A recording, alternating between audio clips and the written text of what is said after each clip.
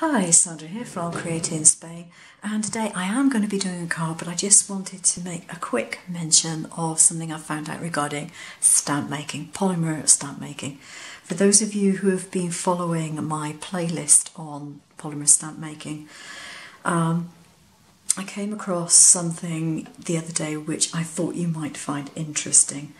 Normally, what I have done is I have used my glass plates and I've made the sandwich by putting a piece of this on the base. Now this is a piece of a document folder, the sort that have got like the thumb hole in them, and I cut them up into various sizes and I put that on the base.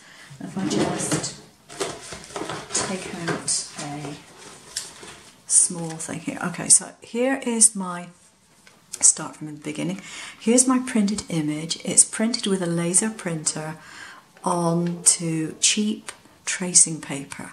Yes, normal, standard tracing paper, the sort of stuff that kids use. Now, what I do is I put it onto my glass plate and I've been putting a piece of this over the top. And then I've been cutting up strips of fun foam, which has already got sticky back on it. So I'm cutting strips of that to make the strip that goes around this. Then you put in the gel and then put on another layer of this. Put that on the top and you have your sandwich. All very well and good.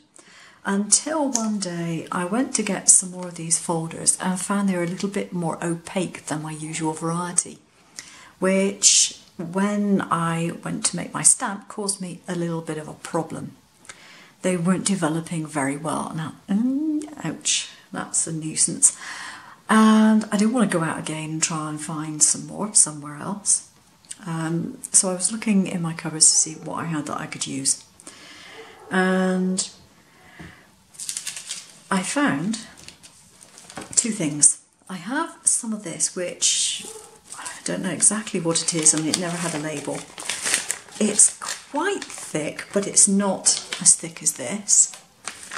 And I guess it's something like a florist wrapper type thing, but it is actually quite a thick one.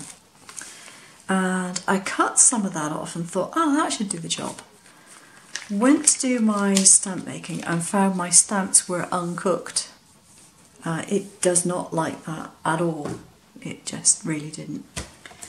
So then I looked again in my cupboard and I discovered that I have this stuff. Now this is just one piece of one of those cellophane bags that you get for displaying cards and things. So it's thin, completely transparent. And I thought, okay, I'll try it. So what I took was my original image, put a piece of this over the top, taped it down. Now you do have to be careful that you don't get wrinkles in it. But I put that over the top and then I made my usual sandwich, and I still put this, even the opaque stuff, on the back of it. And I found out it works absolutely brilliantly. It worked so well that I was able to get supremely fine stamps made. This is one, I don't know if you can see it easily, but this is one that I made yesterday. Now that is from an image that I drew in Concepts. I then sent it to my Dropbox as a PNG with a transparent background, put it into Shortcuts a lot, resized it. This is 4 centimeters by 4 centimeters. The actual stamping area is 4 centimeters by 4 centimeters. And then I put it into the glass plates as described, and I actually cured this in 45 seconds each side. Now I will hasten to add that I'm using LED lamps these days. They're UV, but they're LED UVs, and I have them in my nail lamp. And I face them out away from the surface. I face them out to the sides so that the light bounces around inside. But 45 seconds aside and that cooked absolutely perfectly. Now if I used this stuff, the stuff wasn't cooked properly, it wasn't cured, and all these little bits would be loose and floating around, and it's complete wreck.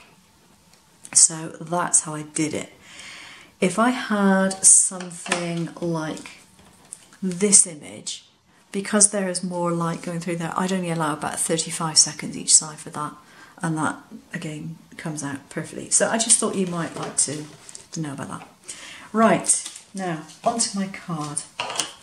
I'm going to do one which is slightly different from my usual style.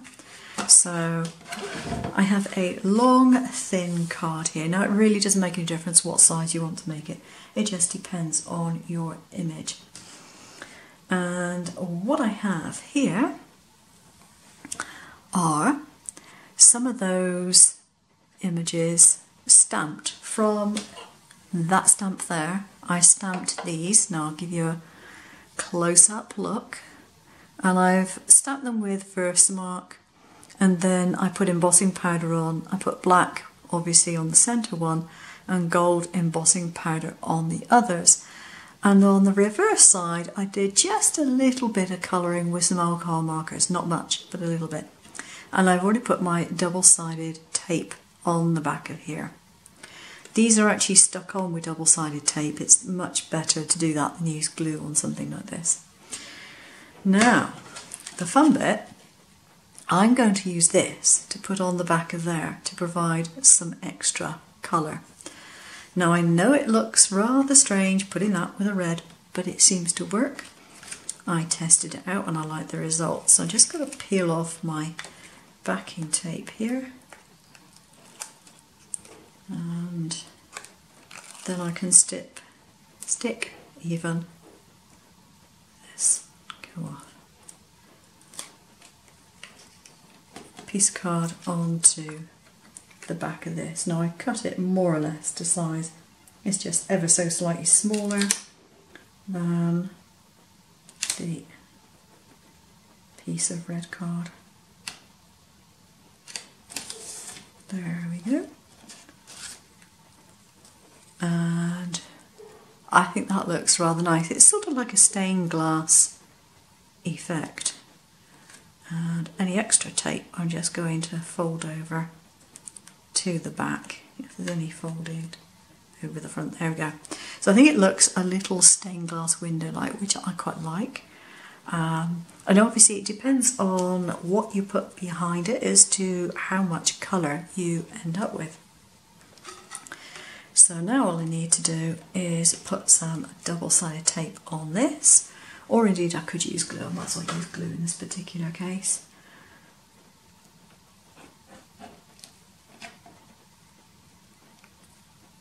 In case you're wondering, the paper that I just put on here was photographic paper with a marble design that I did a while ago and just kept it in my stash. Now I'm going to put this up near the top of the card and hopefully centre it more or less.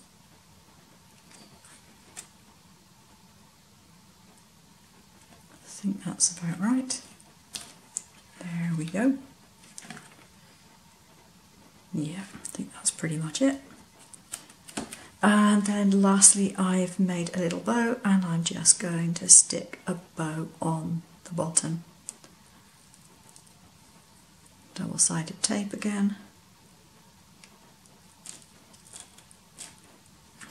And there we have it. One very simple, elegant card. And so I'm really pleased with the way the stamp turned out. And I'm amazed I managed to get black embossing powder to work for once, because usually that goes wrong on me.